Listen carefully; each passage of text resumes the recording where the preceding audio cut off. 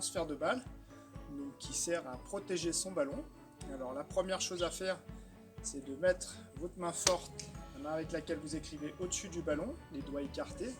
La deuxième main vient se placer sur le côté du ballon et vous allez tirer votre coude en arrière pour venir le protéger ici dans la poche. Donc ça, c'est l'attitude protection du ballon, attitude de référence au basket. Vous allez pouvoir enchaîner des passements au-dessus de la tête.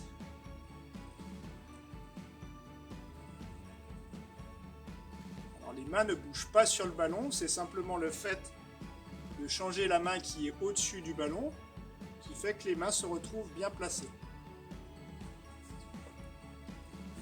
Et vous allez pouvoir enchaîner des placements en dessous des jambes, en dessous des genoux, pardon.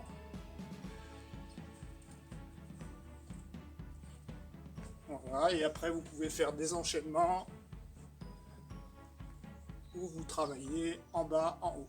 Les arrêts, deux types d'arrêts différents.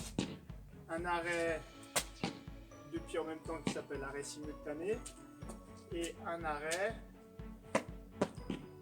un pied après l'autre qui s'appelle l'arrêt alternatif. La même consigne pour les deux arrêts est de s'arrêter avec les jambes pliées et que les appuis, surtout pour l'arrêt simultané, se prennent sur l'avant du pied. Si vous êtes sur les talons, vous n'allez pas être équilibré. Alors la chose qui change sur l'arrêt, ça va être le choix du pied de pivot. Si vous vous êtes arrêté en arrêt simultané, vous pouvez choisir indifféremment le pied droit ou le pied gauche pour pivoter. Si vous vous êtes arrêté en arrêt alternatif, vous avez le droit de décoller le dernier pied qui a touché le sol, donc sur cette situation-là, le pied gauche. Une fois que vous avez choisi le pied de pivot, vous ne pouvez plus en changer. Pied de pivot. Alors il existe deux pieds de pivot principaux. Le pied de pivot engagé lorsqu'on pivote pour se rapprocher du cercle et le pied de pivot effacé où on s'écarte du cercle. Alors le premier, le pied de pivot engagé. Le panier est ici, je m'arrête et je me rapproche du panier. Et le pied de pivot effacé, je m'arrête, je m'écarte du panier pour enchaîner un tir. Alors, importance de l'arrêt avec les pieds écartés et les jambes pliées. Conservez les pieds écartés et les jambes pliées lorsque l'on pivote. Pensez à viser pour tirer. Nous allons travailler le pied de pivot engagé. Pour ce faire, vous allez partir sur le côté du panier, arriver en dribble, réaliser un arrêt de pied, pivoter, tirer.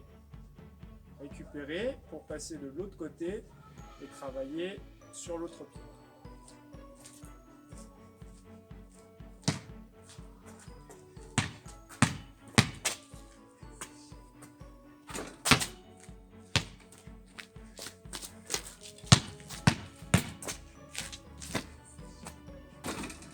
Des enchaînements de tir après capter du ballon.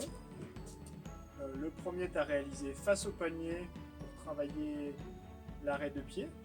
Les suivants seront travaillés sur les côtés des paniers pour pouvoir réaliser un pied de pivot après le capter du ballon.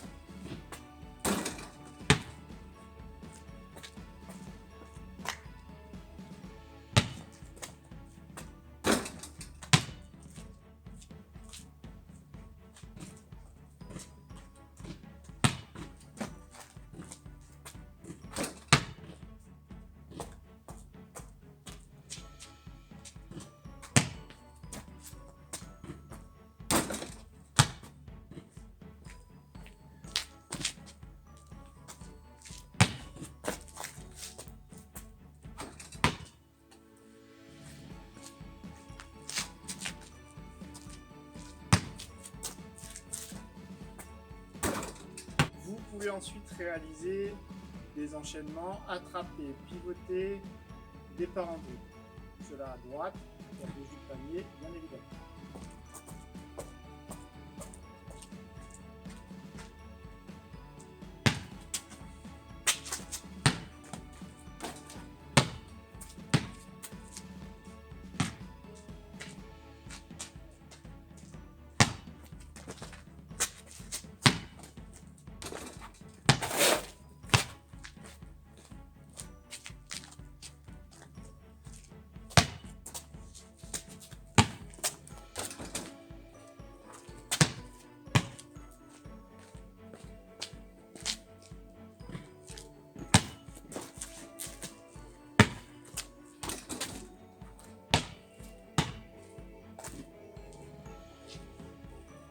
dans un premier temps, veillez à bien marquer l'arrêt, le pied de pivot, le départ en dribble, pour ne pas vous tromper de pied de pivot et faire un marché au départ. Une fois que vous avez compris la technique, vous pouvez accélérer.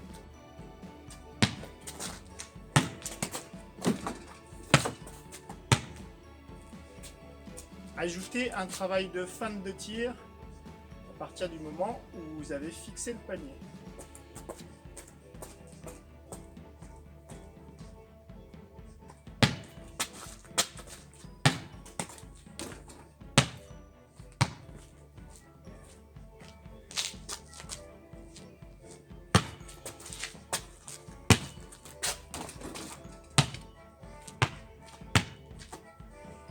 Vous pouvez travailler maintenant sur le départ en dribble en mettant le ballon à l'opposé de l'endroit où vous voulez attaquer en dribble et en réalisant un transfert de balle.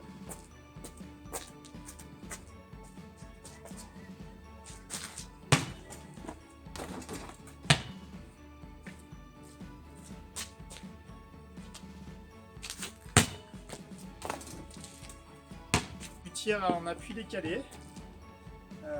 Pour pouvoir réaliser des appuis décalés, vous allez devoir faire des arrêts simultanés et ensuite engager un seul appui. Quand vous allez vouloir tirer main droite, vous devrez engager l'appui gauche. Et quand vous allez devoir tirer main gauche, il faudra engager l'appui droit. La première chose à faire est de réaliser un bel arrêt pour pouvoir enchaîner un appui.